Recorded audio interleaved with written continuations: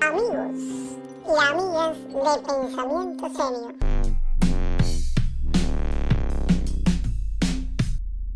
Filosofía, sociedad y religión católica.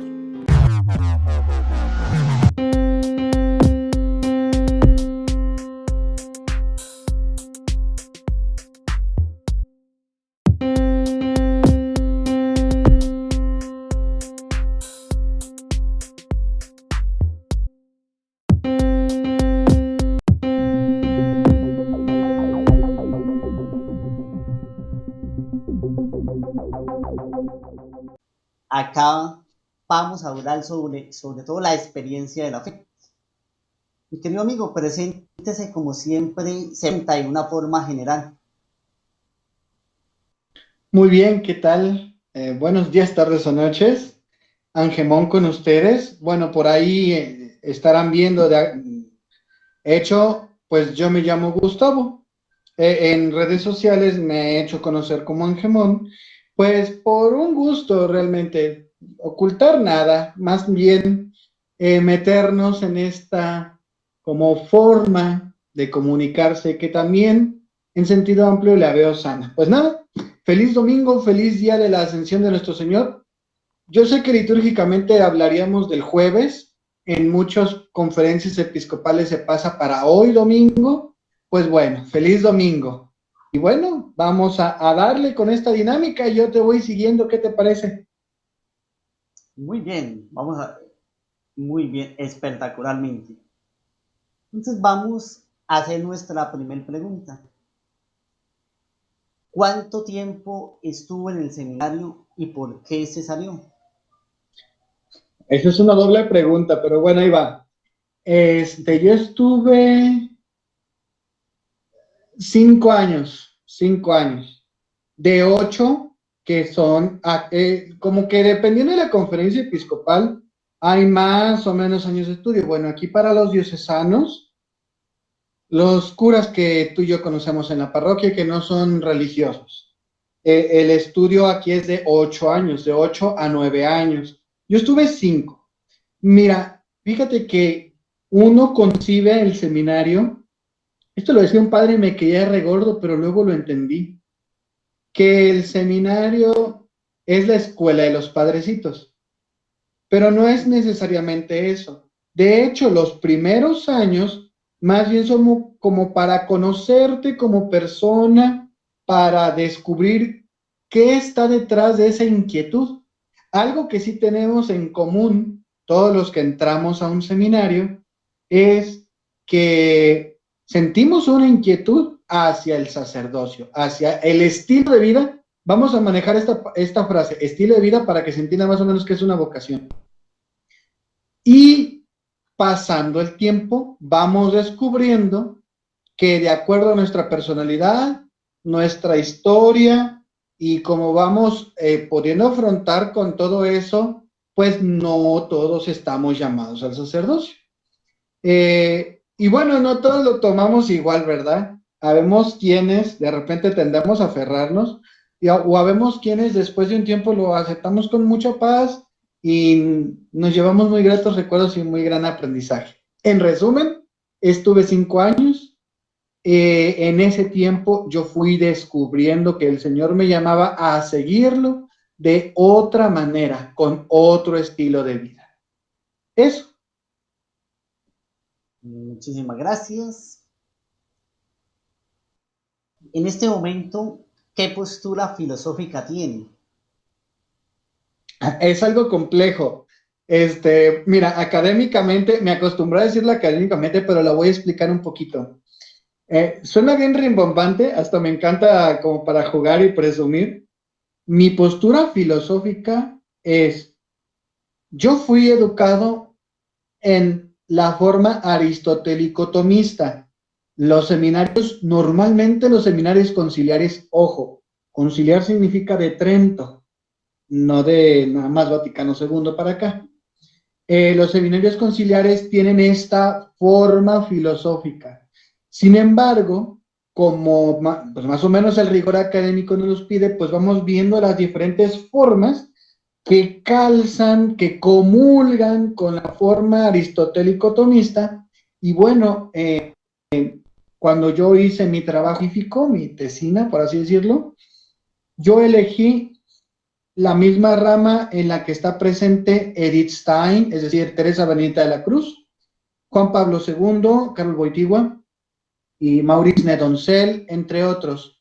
Yo elegí el personalismo, un personalismo cristiano, y tendría que decir que es fenomenológico tomista, es decir, uno empieza a través de lo que le aparece, a través del fenómeno, de los casos, y profundizas hacia su esencia.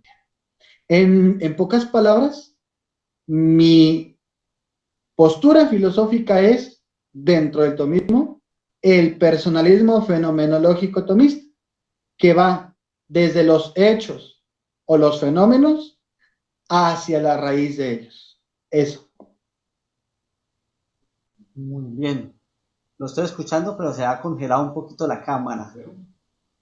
Y no se preocupe, está bien. Entendemos luego que hay estas como diferencias de en línea. A mí me ocurre a cada rato cuando hago en stream, hasta a veces me saca y yo ya nada más prefiero ir haciendo caras, porque pues ya mejor uno lo toma con humor, ¿verdad? Ok. Mm, dentro del personalismo hay Abelardo Lobato, un fraile dominico que murió en mayo, si mi memoria no me falla, en el 2003. Detrás de él está todo lo que es una gran encíclica, y estuvo con él Cardenal Ratzinger, que es Fe y Razón, Fides Ratio. Y Fides Ratio, esto lo que une es la fe y la razón, y vuelve a Agustín y toma a Santo Tomás de Aquino. Usted decía, casi todos los seminarios después del Concilio de Trento son propiamente aristotélicos. Aristotélico tomistas. Después, pero creo, si se hace una crítica sistemática, no una crítica sistemática de seguir y seguir dándole fuerte a la iglesia, sino se ha alejado un poco de nuestros pueblos, ha pegado tanto que verdaderamente, por ejemplo, se estudia muy poco a Tomás de Aquino, y lo máximo que se le da a Tomás de Aquino en cuanto a filosofía es, por ejemplo, las 5 vías de acceso al conocimiento, o las 5 vías para mirar la existencia de un Dios, o la existencia de la palabra como cosmos. Pero, por ejemplo, en los sacramentos se toma nomás materia y forma. Me parece que se ha alejado un poquito. Esa es como la lucha anterior y la filosofía moderna. Bueno, mira, no, al respecto de eso, no me atrevo a dar como algo como que se está trabando un poquito. sí, se está trabando un poquito, sí. Sí, Te decía, escuchando la crítica sana que haces, la cual de hecho respeto porque en alguna medida sí se ve un poquito esto. Yo no utilizaría la palabra alejamiento en todos los casos. La filosofía tomista, que es, por así decirlo, porque también esto es una vaguedad, ¿no? La cristianización de Aristóteles, como en todo el pensamiento humano, siempre quedan resquicios, cosas por resolver y sobre todo imprecisiones. ¿Por qué no de repente también algún error de buena fe? Si nosotros quisiéramos aferrarnos a la filosofía aristotélico-tomista, tendríamos que negar, por ejemplo, el dogma de la Inmaculada, por la vía por la que Santo Tomás de Aquino empezaba el análisis de la Virgen. Esto haciendo un salto a la teología, ¿verdad? Tendríamos, por ejemplo, que decir que el alma humana es infundida hasta el tercer mes de gestación. Entonces, en efecto, yo podría decir que esto que tú observas como un fenómeno de alejamiento, yo diría que es un camino de profundización que necesariamente en algunos lados nos tiene que apartar un poquito de la vista de Tomás de Aquino, porque ya no estamos en la época de Tomás Aquino, aunque déjame decirte que hay algo bien interesante, de finales de, no me atrevo a decir del siglo XIX, pero por lo pronto sí del siglo XX, se ha visto un resurgir del tomismo, pero ahora sí ya con los nuevos avances. De pronto no me acuerdo de ningún autor, hay un fraile dominico más o menos famoso aquí en México, que lo retoma, es neotomista, y yo quiero resaltar esto, neotomismo, ¿no? Ya no hablamos del tomismo clásico, sino del tomismo con las cosas de hoy. Ahora, ¿por qué digo que sí estoy de acuerdo un poquito con lo que tú dices? Porque, a fin de cuentas, pues simplemente veamos, ¿no? Estamos en países diferentes, seguramente de conferencias episcopales diferentes. Los obispos, de acuerdo a la región donde se encuentran, han visto, con o sin razón, yo ahí no me voy a meter porque magisterio, autoridad es magisterio, autoridad. Y siempre y cuando estén de acuerdo a lo que recibieron y tienen que transmitir fielmente, ahí yo no me meto. Bueno, los obispos han visto en algunos lugares necesario retomar la parte más o menos, no quisiera decir discriminada, sino poco investigada, poco profundizada de la filosofía local. Por ejemplo, te voy a decir algo. Yo tuve un compañero que hizo su tesis de la filosofía de Latinoamérica y había una pregunta muy seria que en los seminarios clásicos aristotélicos tomistas se hace uno. ¿En verdad existe filosofía en América? ¿Que no la filosofía se desarrolla solamente en Europa? Es decir, un poquito eurocentrista, ¿no? Y entonces te das cuenta que a su modo, a la manera de ser propia del latinoamericano, hay exponentes de filosofía y teología. Algunos tendrán errores o aciertos, algunos serán heterodoxos, claro, claro, pero sí hay este trabajo. Entonces yo siento que en algunos seminarios, y a lo mejor este fenómeno ocurre un poquito más en América del Sur, América Central, se retoma esta parte de la filosofía latinoamericana y de repente sí, no es complejo, pero sí es un gran trabajo compaginarla con la parte aristotélico-tomista. Y claro, a la hora de tratar de hacer esto, de repente hay excesos, defectos, como en todo proceso nuevo. Entonces, al menos en mi experiencia aquí en México, al menos en la región de México donde vivo, en los seminarios que son típicamente conciliares, se trata de sostener, aunque se han metido en nuevas escuelas para estudiar, se trata de sostener lo mejor que se pueda, con sus pros y sus contras, la filosofía aristotélico-tomista, claro, tratando de darle apertura a los problemas que con el mismo método, eso sí no se cambia, con el mismo método tratamos de resolver. ¿Cómo ves? Muy bien. creo que mi apreciación se nota de lejos que soy tomista, ¿no?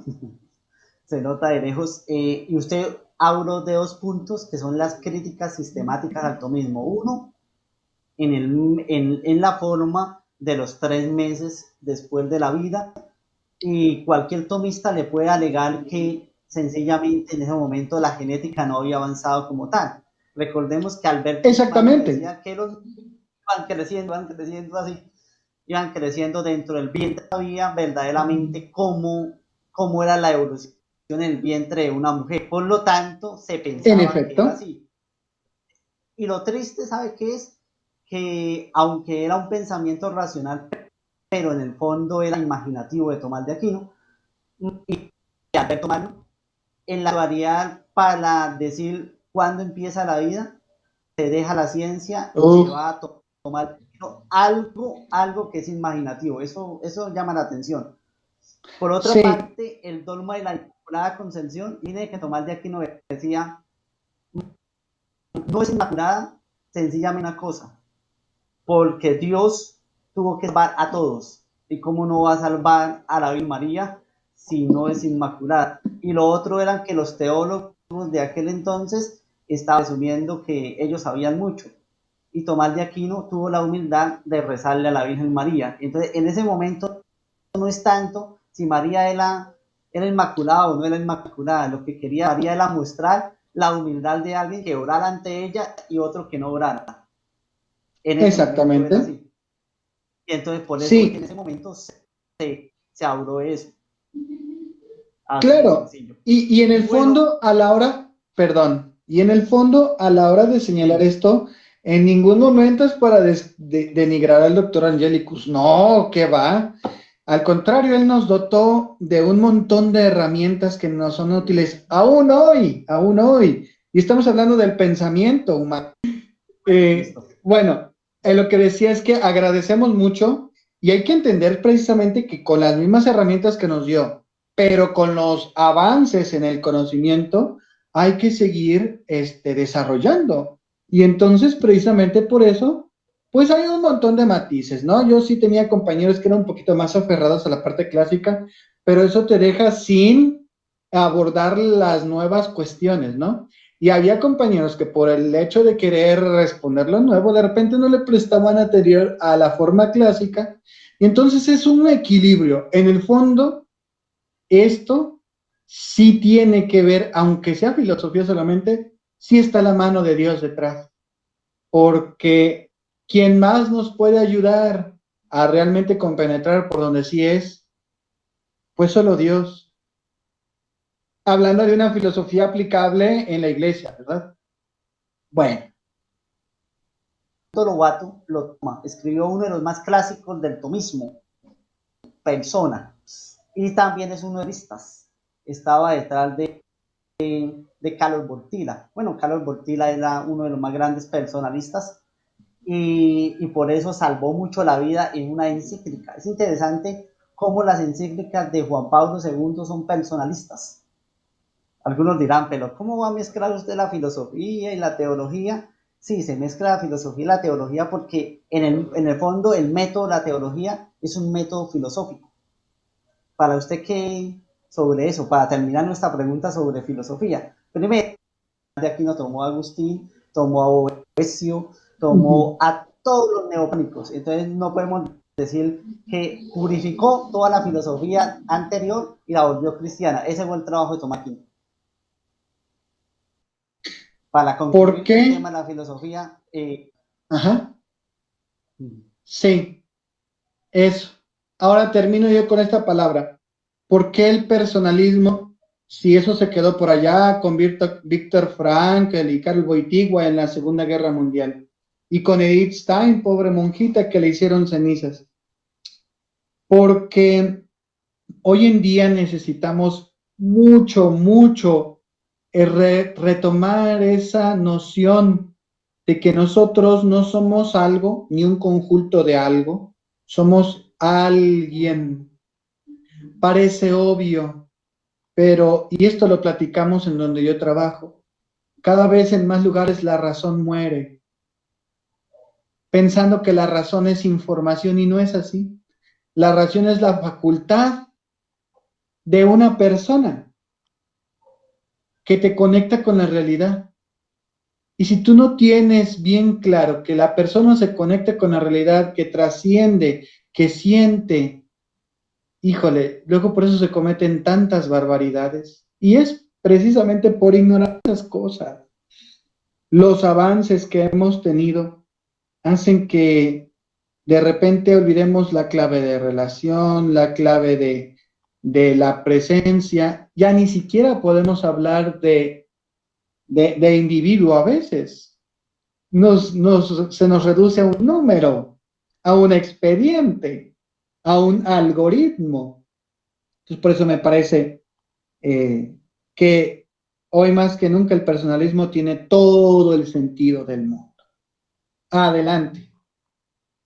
Muy bien, ya usted habló de algoritmo y ya habló también de redes sociales. Y la pregunta, digámosle que es como pastoral.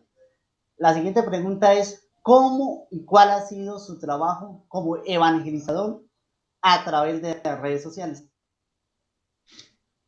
Te vas a sorprender. Mi trabajo como evangelizador en redes sociales es muy reciente. Tengo unos 6 meses y estoy exagerando, quizás es mucho menos.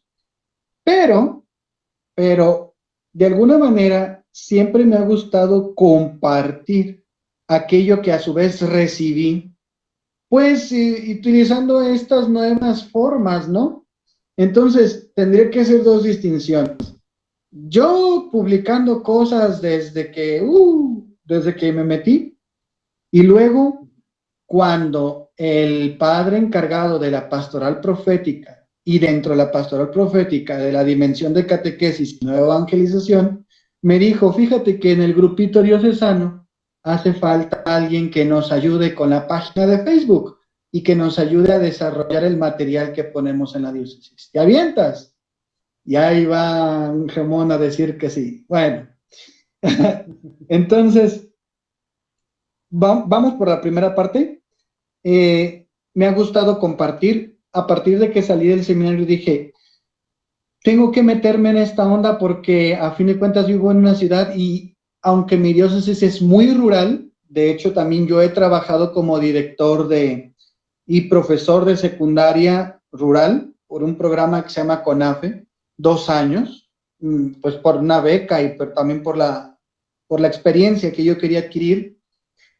Luego me veo como en este creciente, eh, es que no sé cómo llamarlo, llamémosle inquietud, en esta creciente inquietud de que, bueno, San Pablo por todos lados se las ingenió para dejar registrado las razones de su esperanza, aquello que sentía como obligación compartir. ¿Por qué no nosotros?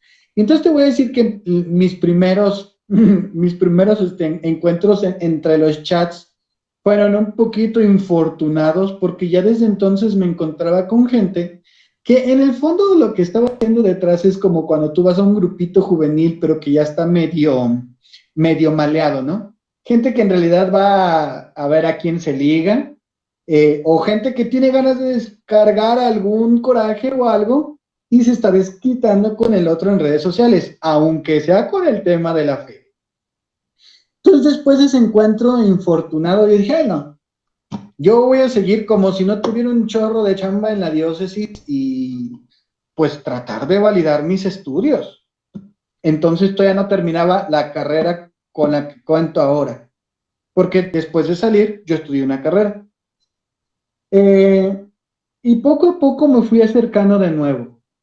Entonces, por ahí hubo un tiempo de inestabilidad personal, digamos, un proceso de conversión dentro de la conversión, en el que yo, con la herramienta de la sospecha, empecé a verlo todo. Quizá un poquito de las heridas personales, quizá un poquito de la incertidumbre que suele vivirse, un poquito de todo. Y entonces me di cuenta, en algún momento dije, pero no puedo empezar a verlo todo con sospecha, eso es insano, eso merma la capacidad de razonar efectivamente y hace que desconfíes de todos. Y me encontré con un grupo en internet que era así. Entonces, para aquel entonces, comandado por el que ojalá se haya dejado a coger por la misericordia de Dios, el doctor Galat. Entonces dije, mira, que gente que ha perdido la cabeza y lo están presumiendo en redes sociales, híjole.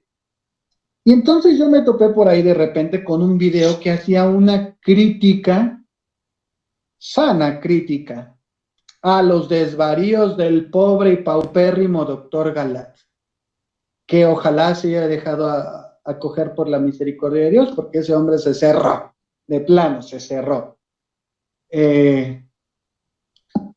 Y resulta que esa persona que estaba haciendo esa crítica era alguien que se llamaba Gibran y que tenía por ahí un pequeño grupito en Slack, así como de repente aquí tú tienes tu Discord, y eligió Slack porque como es una aplicación empresarial, en realidad es algo muy sencillo de manejar y no es algo viral como suele ser Facebook, como suele ser YouTube.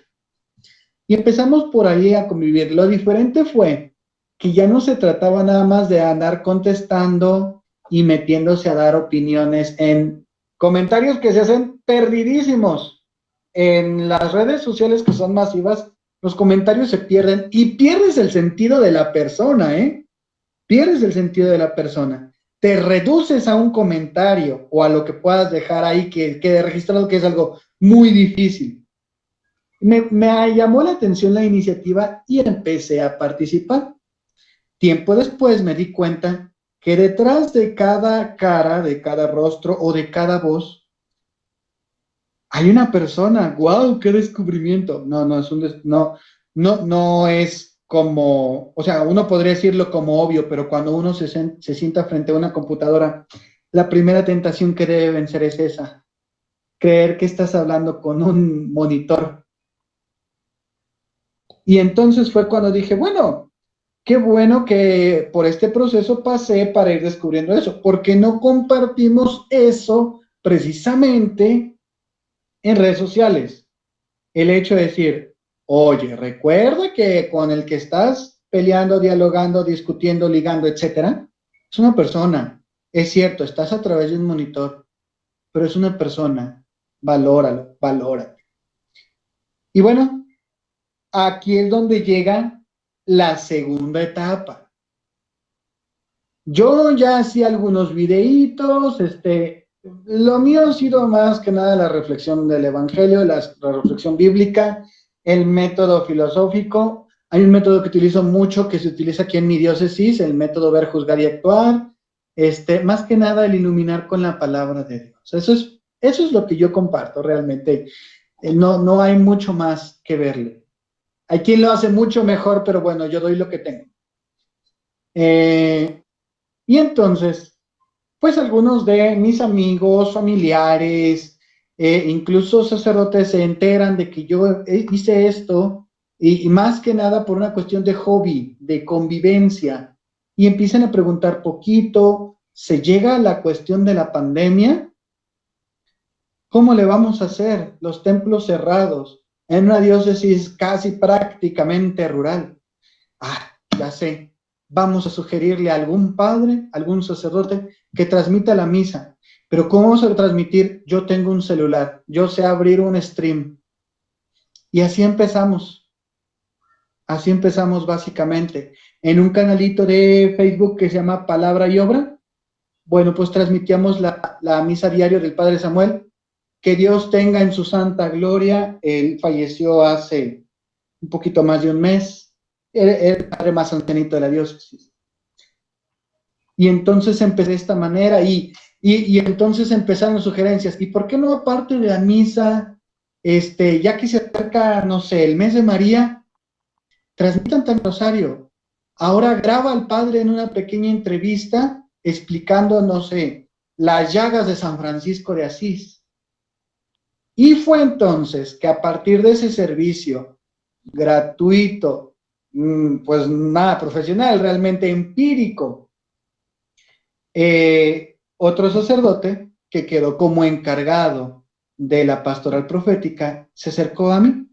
Me dijo, mira, yo te andaba buscando desde ese tiempo porque ando buscando a alguien que nos ayude en el equipo de la dimensión de catequesis y de nueva evangelización a manejar un poquito las redes. Nosotros hicimos alguna página de Facebook, pero tuvo muy poca difusión. Necesito a alguien que esté, pues cuando menos alimentándola y compartiendo por ahí un poquito y que también pueda aportar un poco de visión. Yo te conozco a ti, sé que estuviste en el seminario, sé tu forma de estudiar, tu espiritualidad y que también le entraste por este lado a partir de la pandemia. Y bueno, yo acepté. A veces me pesa un poquito porque pues cosas que hacer siempre hay, pero ayudamos con mucho gusto. Y con el tiempo, eso también me llevó a que me invitaran a participar en la radio local, junto con los demás sacerdotes, algunos de ellos compañeros míos, pues prácticamente de generación, en el mensaje dominical. Entonces, por ahí de cada 3 o 4 meses, me toca ir a la radio un domingo a leer el Evangelio y a dar la reflexión dominical. Eso es la historia de las redes y de las comunicaciones que yo tengo que compartir.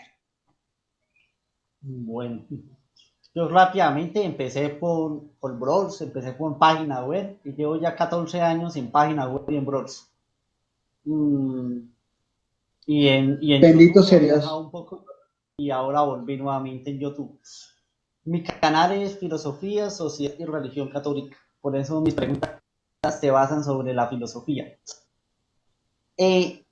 Vamos a la Mariología. ¿Qué lugar ocupa la Virgen María en tu vida?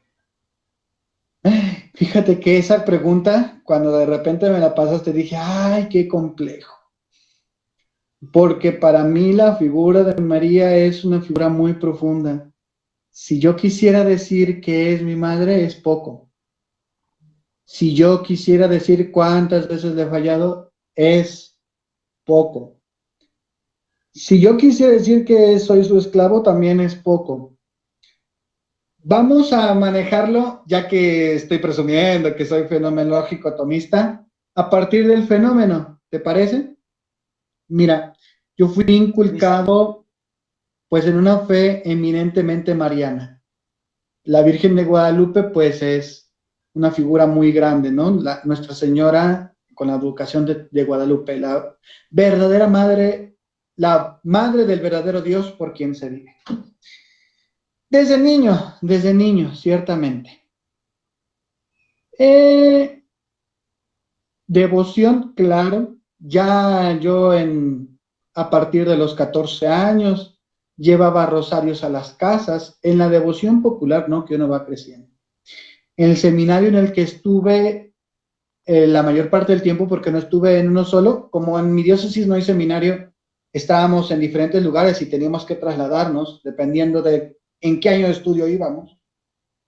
Pues en donde estuve más tiempo, en el seminario de Zacatecas, la patrona es la Inmaculada Concepción. Hasta le llevábamos serenata en ese sentido, ¿no? Pero más que estas cuestiones de devoción, también mi espiritualidad lleva mucho la presencia de la Virgen María. Tiempo después aparecerá también en mi vida San José. Pero es aquella con la que me puedo acompañar y yo sé que Jesús me va a escuchar. Seguí también, no puedo decir que fielmente, porque luego hice unas adaptaciones por ahí, siendo seminarista, el método de la consagración con 33 días de preparación según San Luis María Griñón de Montfort. Cuando yo vi que llevaba a hacer una consagración de esclavitud, dije, no estoy listo para esto, yo no soy nadie para hacer eso. no estoy listo, no tengo la suficiente conversión. Y entonces investigando en las formas devocionales de consagración, me di cuenta que había una consagración filial, es decir, como hijo. Y entonces por eso te digo que adapté un poquito. En el fondo te lleva al final a la consagración como esclavo. Yo me consagré como hijo. María, fórmame. Y entonces por eso también te podría decir que es mi madre, pero también estoy consagrado a ella, con las miles de fallas que le he podido tener. A partir de cómo se fue desarrollando mi espiritualidad en el seminario, es cierto que hemos rezado mucho el rosario y todo esto, pero debo de admitir que hice un poquito de lado esta devoción, pero no hacia la presencia de la Virgen. Solamente que mi manera de dirigirme no necesariamente ya es solamente por el rosario, sino más propiamente por medio de la liturgia de las horas y por medio de invocaciones y queriendo de repente regresar a mis raíces, pues de oraciones sencillitas, ¿no? De bendiciones, de platicar. Eso siempre es sano. Y claro, de vez en cuando también el rosario. Esto, por eso te digo, más que nada te estoy platicando como de experiencias. La presencia de la Virgen en mi vida es mucho, muy grande. En mi propia forma, es que no sé cómo decirlo, devoción, yo estaría contemplando. ¿Has visto alguna vez la aparición de Pontevedra? Ya ves que la Virgen de Fátima se volvió a aparecer a Lucía, pero ella ya era monjita. Y se presenta Cristo, o sea, la Trinidad, el Padre, el Espíritu Santo, Cristo crucificado, que unos ángeles, está por aquí el cáliz flotando, dos caudales que dicen gracia y misericordia, y a un lado, al pie de la cruz, la Virgen. Esa es mi relación con María, la que siempre está ahí. Y si María está siempre al pie, siempre al lado de Jesús, yo quiero estar con ella para poder estar con Jesús. Muy bien, muchísimas gracias. Vamos nuevamente con la vivencia. ¿Cómo es la vivencia de la vida sacramental? Ay, últimamente, de esta pandemia para acá, medio accidental, pero te voy a decir algo. Desde niño, pues es que mi papá y mi mamá participaban en un coro. Prácticamente nací en ese coro. O sea, mi mamá embarazada de mí iba a cantar. Y desde niño, el acercamiento a la Eucaristía para mí era algo relativamente natural. Cuando me toca hacer mi primera confesión, mi primera comunión, pues claro, lo vivo con mucho gusto, ciertamente con una fe grande que madurar. Hay que entender que aquí en México, luego la fe tiene un gran potencial, pero normalmente a veces está acompañado de pensamientos o de formas que, bueno, hay que purificar, ¿no? Que sin ser explícitamente supersticiones, pues sí, son devociones que luego se tienen que ir madurando. Y entonces al principio yo veía una obligación que tenía que cumplir. De repente, al entrar al seminario, me doy cuenta que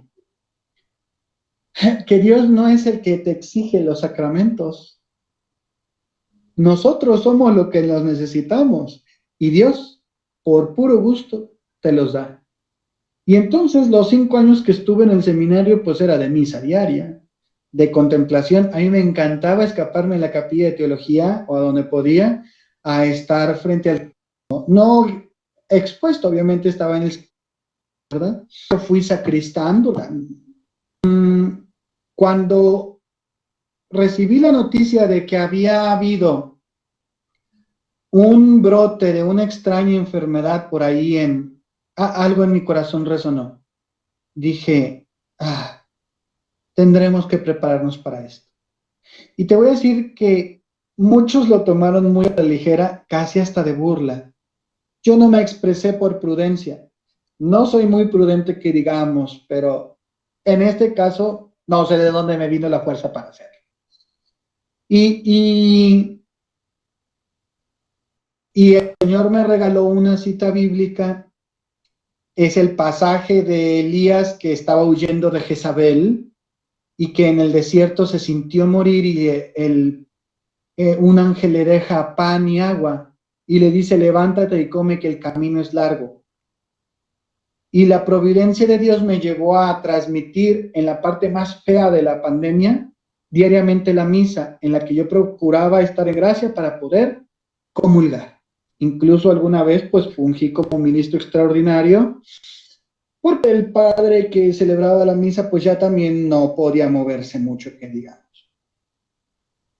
Esa ha sido la parte de la prueba más fuerte de la vivencia de los sacramentos, porque dije, 5 años estuve viviendo misa diaria, en las que incluso seguramente algunas misas las viví de rutina. Y ahora, ¿qué diera yo porque se hiciera de manera normal? Y ahí es donde me di cuenta cuán grande es. Y bueno, actualmente todavía la cosa está así medio voluble acá. Intento ir cuanto puedo. Intento reformarme también en la experiencia del sacramento de la confesión. Yo tenía a mi padre espiritual, el padrecito que falleció, y voy creciendo en ella, voy profundizando más. Me voy dando cuenta que es un mar insondable. Así que eso de quererlo analizar ya se me quitó. Más que nada querer vivir la experiencia. Entonces, mi vivencia sacramental gira en torno a estos dos sacramentos, la Eucaristía y la confesión. Claro, el bautismo es algo muy bonito que te imprime identidad. El orden sacerdotal, el matrimonio y la unción, pues son cosas que yo más que nada presenciaba y es bonito presenciar, ser testigo de ello. Pero mi vida gira en torno ante esas dos cosas. Gracias al bautismo, mi vida gira en torno a la confesión y a la comunión, a la Eucaristía. Eso. Muchísimas gracias.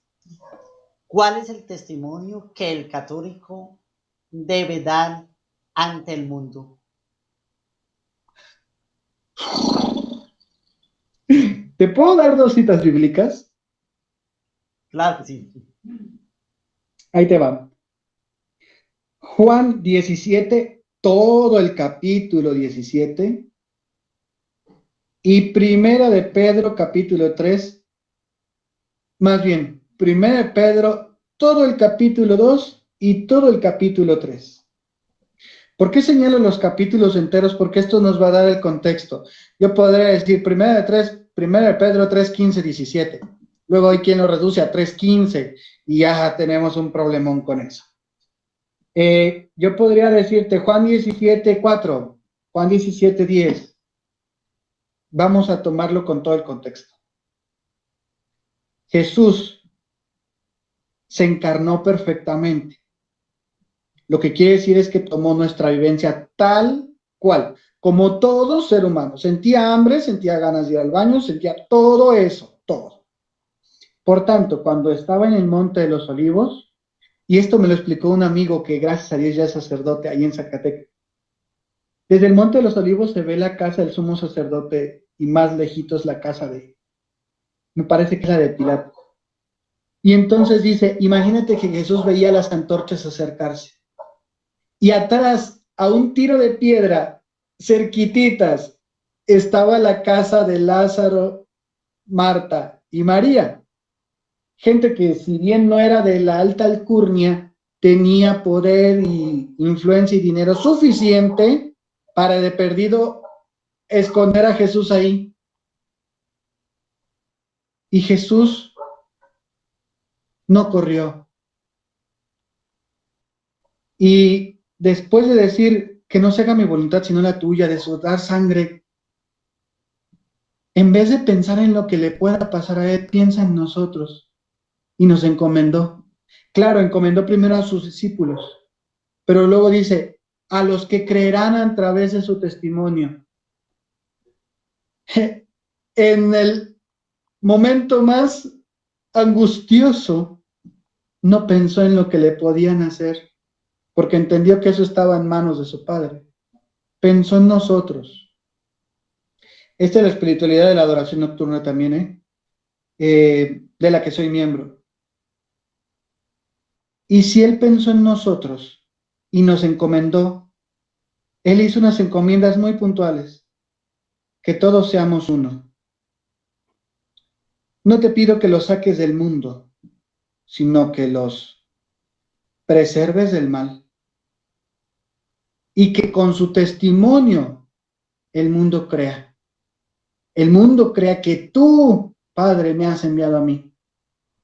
Es decir, nuestras actitudes, nuestras palabras, nuestras omisiones, nuestros pensamientos, deben de alguna manera ser una respuesta, o cuando menos intentar ser una respuesta a eso que Jesús pensó de nosotros, que seamos uno, que no nos sustraigamos de las realidades que vivimos, no, estamos en medio de ellas. Eso sí, que nos apartemos del mal, a fuerza de bien, y que ahora sí, saltemos a la parte de la de 1 Pedro, glorifiquemos a Cristo en nuestros corazones, siempre dispuestos a dar las razones de la esperanza que albergamos en nuestro corazón. Eso sí, contacto, temblor, paciencia, de manera que el otro, al ver tu testimonio, se avergüence de lo que te acusó. Al cristiano siempre lo van a acusar, porque es distinto del mundo.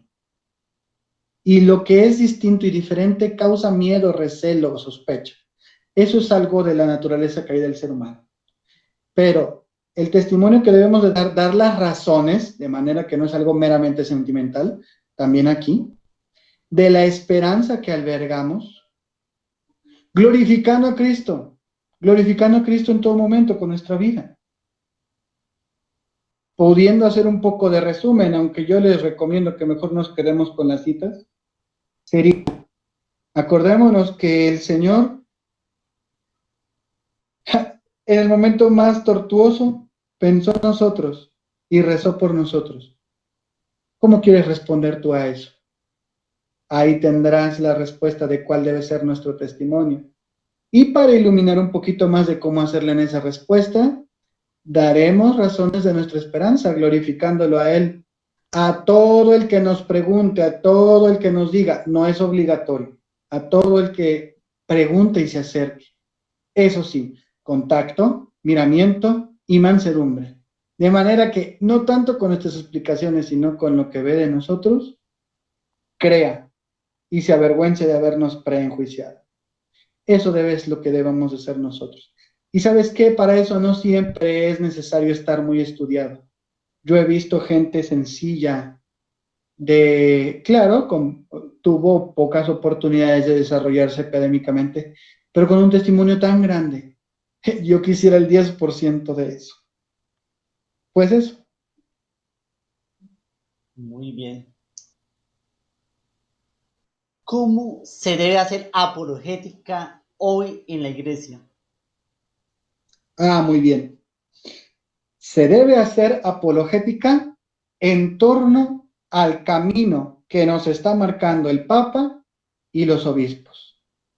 En primer lugar, la apologética siempre va a ser la ciencia o el logos, el tratado de cómo dar razones de nuestra esperanza a todos aquellos los que nos piden. Fíjate, no voy a obligar a nadie, a todos aquellos que nos la piden. Y entonces, ¿cómo lo vamos a hacer con los que no piden? Es que hay un nivel anterior que se llama querigma y evangelización. Lo que quiere decir es que la apologética no es el primer paso, es el segundo nivel a partir de un proceso de verdadero encuentro con el Señor y de dar a conocer ese encuentro con tu vida. Y una vez, ahora sí que te estés esforzando, no quiero decir que seas perfecto, sino que te estés esforzando por profundizar en ese encuentro que tuviste con el Señor y dar a conocer eso con tu vida, aunque no expliques nada, ahora sí, seguramente alguna persona se verá extrañado. Bueno, ¿y por qué hace esto? ¿Por qué este piensa así? ¿Por qué este está tan contento si no habría por qué? ¿Por qué este defiende la vida? Y entonces es cuando viene la explicación. Entonces, esta es la primera base. Ahora, la segunda base, de acuerdo a lo que nos muestra el Espíritu, la Iglesia, ilumina al Papa y a los obispos en plena comunión con él, es la sinodalidad.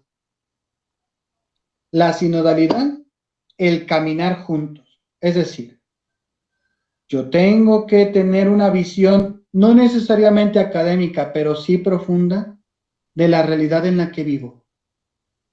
¿Qué es lo que está pasando en mi realidad? Segundo, ¿qué es lo que a mí se me ha dado? Llamémoslo así. ¿Cuáles son los carismas que el Señor me ha dado para responder a esa realidad? ¿De qué hay necesidad? ¿En verdad hay necesidad de llenar las redes con debates? Porque luego, como que 7 de cada 10 en realidad terminan siendo discusiones, no son debates en sí. Aunque no dudo que sea con buena intención, pero no forman, no funcionan. Entonces, a partir de este análisis de la realidad y de preguntar sinceramente qué puedo aportar, ahora sí, ilumínalo con la palabra de Dios. La fe, antes de ser enseñada o defendida, debe ser recibida, meditada, celebrada y vivida. ¿De dónde está sacando esto este muchacho? Eso están las 4 partes del catecismo de la Iglesia Católica. La fe, antes de ser defendida, tiene que ser todo eso anteriormente: recibida, meditada, celebrada y en consecuencia vivida.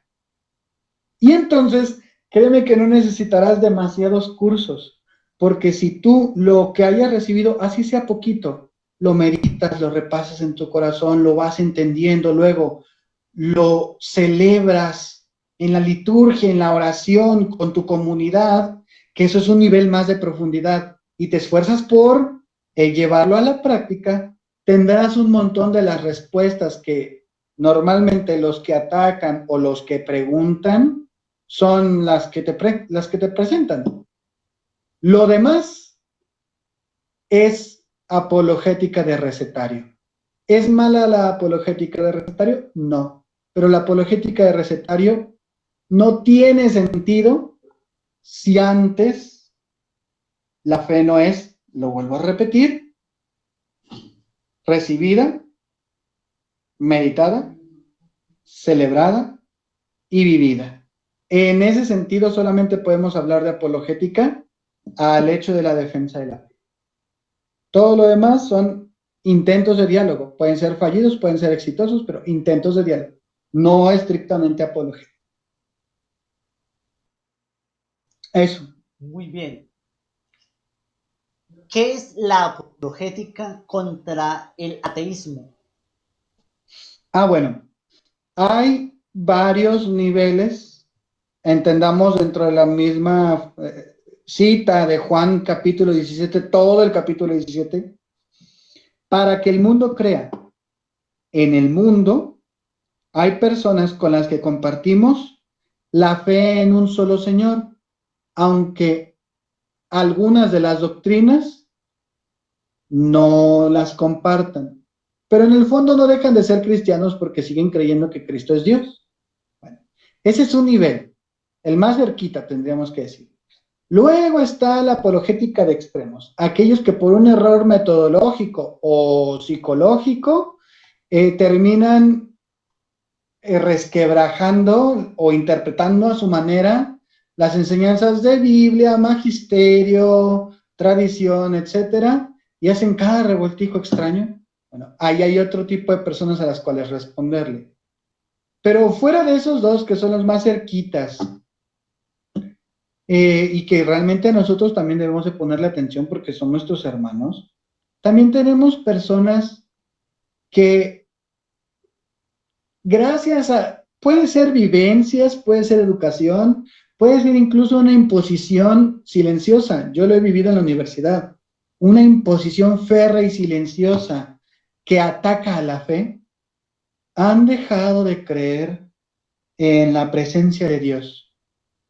Y como no han recibido las respuestas, por ejemplo, las que ellos querían, o los malos testimonios que nosotros hemos dado, los han llevado a creer que, pues en realidad esto es una mera experiencia sociológica, social.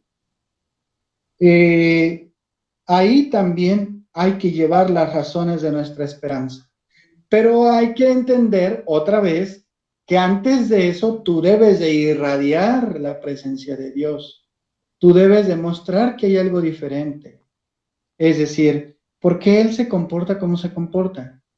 No me refiero a nada más que traiga un montón de rosarios colgados o que traiga la Biblia para todos lados. Me refiero a de dónde Él agarra energías para tomar los valores que toma, los comportamientos que tiene, y aún así incluirnos, llevarse bien con nosotros, mostrarse solidario, caritativo, porque eso es parte también del cristianismo. Y entonces, ahora sí. Entonces, podríamos decir que dentro del gran ejercicio académico y experiencial de dar razones de nuestra fe, hay un sector de la población que han dejado de creer en la presencia de Dios entre nosotros. A veces ni ellos se han dado cuenta, ¿eh? Ellos pueden decirte que profesan tal o cual religión o que eso lo mantienen en duda, que ellos son solo creyentes, pero no religiosos. En el fondo es que han dejado de creer en la presencia de Dios entre nosotros. Y ahí es donde hay que reavivar la llama. Hay que reavivar la llama, orando por ellos y dando testimonio. Muy bien, muchísimas gracias. Y creo que es una de lo más difícil, porque uno puede encontrar ateos existencialistas, ateos científicos, bueno, científicos no tanto, ateos científicos, ateos Exacto. por un montón de cosas. Es decir, el ateísmo se está manejando de una manera única, que creo que es casi para otro programa entender qué es el ateísmo filosófico, el cientificismo y la rabia contra Dios. Entonces hay que manejar eso De acuerdo. desde la parte tecnológica, desde la parte filosófica y desde la parte cientificista. Me gustan más los ateos filosóficos porque en el fondo dan razones fundamentales de por qué no está Dios. Por ejemplo, el marxismo. El marxismo dice que Dios es el opio del pueblo, pero lo interesante de Carlos Marx es que funda una nueva religión, porque ahí hay un gran Mesías, hay una parucía, que significa va a llegar el socialismo, el comunismo y todos van a quedar muy bien. Y me parece que él era muy coherente intelectualmente. ¿En qué sentido? Que la tercera parte él no la publica, su amigo es el que la publica, porque él dijo, la praxis del marxismo y del comunismo no se puede hacer. Y hay gente que no sabe que Carlos Marx dijo que su praxis, que había hecho todo un trabajo que no se podía hacer. Imagínense, es una coherencia del marxismo. Pero ¿qué pasa? Que la gente no lee los 3 tomos de Carlos Marx, que son 3 tomos y son para unas enciclopedias. De los que menos hay, ¿eh? Este tipo de, ¿cómo se llama? De ateos son los que menos hay actualmente. Como lo dije por ahí hace ratito, en muchos lugares la razón ha muerto. Ya ves que luego Nietzsche dice Dios ha muerto, no como que lo haya matado, sino como que esa idea de Dios, porque para el Dios nunca ha existido, es una idea del ser humano, ya pasó de moda. Bueno, pues ahora tendríamos que decir la razón ha muerto. En muchos lugares la razón ha muerto. Hay cosas que ya ni tienen lógica, se sustentan por puro sentimentalismo o presión social. Entonces, ¿qué necesario es de repente darte cuenta de que hemos llegado a una copia de la copia de la copia de los que al menos sí intentaron estudiar? Como dijiste tú, sí eran coherentes intelectualmente. Y pues eso nos da también una pista de por dónde va el terreno de la evangelización ahorita. No es académica. Definitivamente no.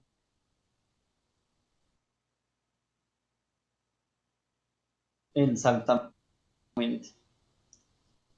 Entonces, nuestra última pregunta, ¿qué consejo le daría a los que se dedican a evangelización virtual o por las redes sociales? Quédense con esta frase. A mí me encantaría que todo mundo agarrara la lección divina y este método pastoral que, oye, lo venimos manejando desde la conferencia de Puebla, por favor. La iglesia en América Latina ha dado unos apoyos tan bonitos. Todo el mundo crea de la teología de la liberación. La América Latina está equivocada. No. Exacto, en Medellín. De Medellín. Es que la primera conferencia es de ahí, de Medellín. Este método, ver, juzgar y actuar. Una mirada creyente, ver la realidad en la que estoy inmenso. Juzgar, ilumínalo con la palabra de Dios, que es el que tiene la respuesta a esa realidad. Actuar, a que me comprometo con aquello que Dios me mostró con lo que podía entrarle al ruedo. Luego se ha añadido evaluar y celebrar, que más bien son dos disposiciones.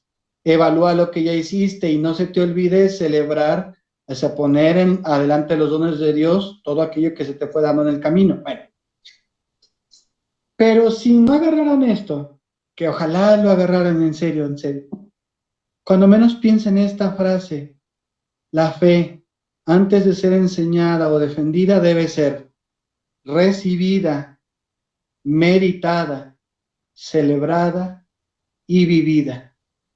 Y vamos a tener errores y vamos a tener opiniones diferentes. Tú y yo tenemos opiniones diferentes en algunas cosas y me he dado cuenta en las entrevistas. Yo digo, ay, yo no congeniaría con fulanito, sotanito, manganito, perenganito. Y sin embargo, creo que nos podemos hablar con respeto. Y más si se supone que nosotros nos llamamos cristianos, ¿no? Un padre en la pontificia, él era calvo, no tenía nada de pelo, alto, algo formal, pero él podía hablar muy, muy accesible a todos los alumnos. Nos decía, mira, voy a hablar como él lo decía, luego voy a aclarar porque luego, la gente se espanta con cada palabra. La Iglesia Católica es un monstruo. Se refería a que es algo enorme, enormísimo. Y dentro de esta puede haber un hippie y alguien de corbata y de manual de Carreño, y ambos siendo católicos se pueden llevar bien gracias a que son católicos. Es decir, el dogma, la doctrina, la postura filosófica y teológica en la Iglesia Católica es súper diversa, y no por eso hay algo malo y algo bueno, sino formas diferentes de ver la misma realidad, y son formas válidas, sensibilidades diferentes. Habrá quien se incline un poquito más a la liturgia sobria, habrá quien se incline un poquito más hacia el lado misionero, hacia el lado pastoral, hacia el lado académico, pero nunca nos excluimos. El Espíritu Santo logra este delicadísimo equilibrio. Y si el Espíritu Santo hace de nosotros ese delicadísimo equilibrio en donde todas estas visiones son parte de la única realidad que se llama iglesia, ¿por qué nosotros tenemos que enfrentarnos? ¿Por qué tengo que decir el otro está mal y yo estoy bien, cuando a lo mejor simplemente estamos viendo la misma realidad explicada de forma diferente o con matices diferentes, pero sin salirse del dogma y de la doctrina? Sin decir barbaridades. Otra cosa es de los que dicen barbaridades y de plano ya cayeron de la fe católica y apostólica, aunque no les hayan dado ningún decreto de excomunión, pues prácticamente es un excomunio late sentencia. Pero dentro de la misma realidad hay diferentes formas de explicarla y diferentes sensibilidades. Aprendamos a convivir todas las sensibilidades. Y no se nos olvide, la fe, antes de ser enseñada o defendida, debe ser recibida, meditada, celebrada y vivida. Eso es lo que yo diría. No es tanto teórica, porque pasa un papa muy teórico, es más bien vivencial. Es decir, tenemos un papa que nos invita a hacer, sean santos. Eso es todo.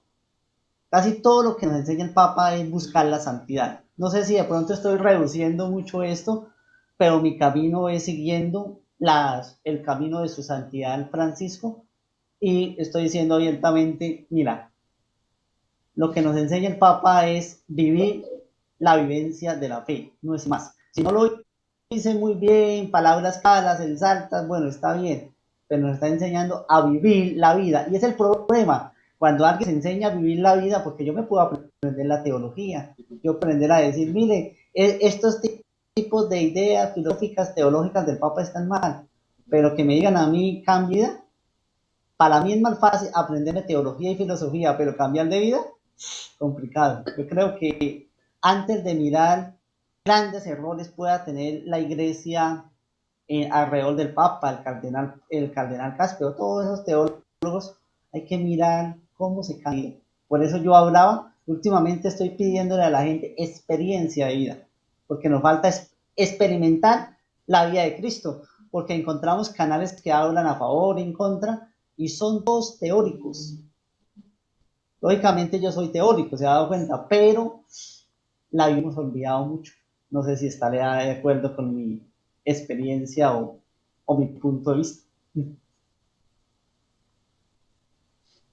Sí, pues precisamente por eso creo que convenimos muy bien cuando te invité a celebrar la palabra. No me atrevo a decirle celebración de la palabra porque no soy celebrador, pero a hacer esto de ver, juzgar y actuar, que precisamente por eso nace esa iniciativa en Testudo, el semanalmente reunirnos para compartir el Evangelio, algún texto magisterial y a compartir nuestro testimonio, porque en el fondo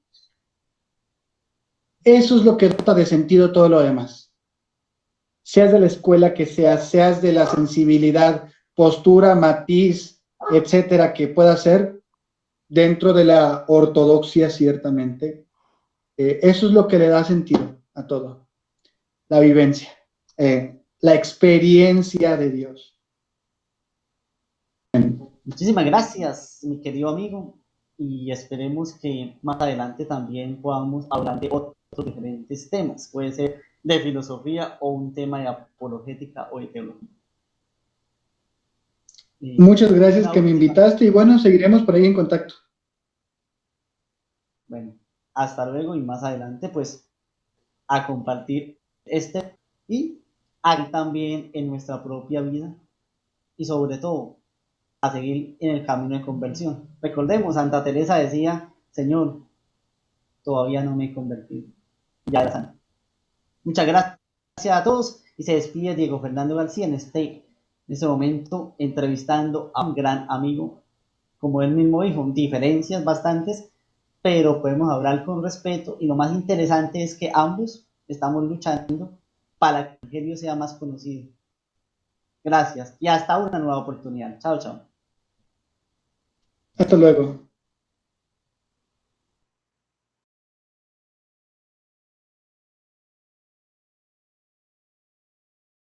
Invito para que se suscriban a mi canal, activen la campanita para recibir más mensajes como este. De la misma manera, para que me sigan en las redes sociales.